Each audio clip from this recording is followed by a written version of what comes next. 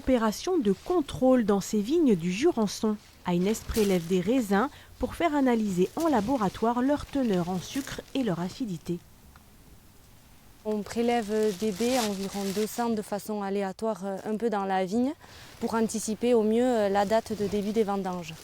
Des vendanges qui seront précoces cette année autour du 10 septembre mais qui s'annoncent excellentes. Cette saison, la météo était bien du côté des vignerons.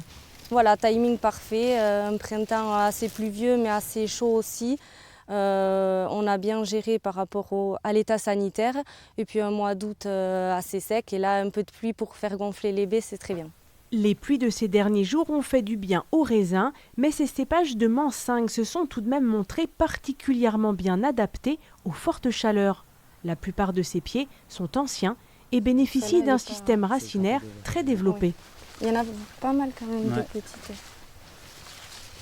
Ces vignes n'ont pas souffert de la canicule, on peut le voir sur les baies de raisin, elles sont bien grosses, la maturité ne s'est pas bloquée.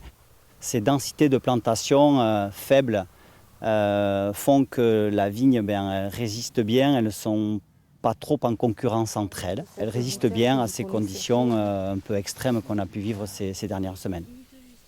La cuvée 2025 s'annonce donc prometteuse. Les 300 viticulteurs de la cave de Gand produisent chaque année 5 millions de bouteilles de Jurançon.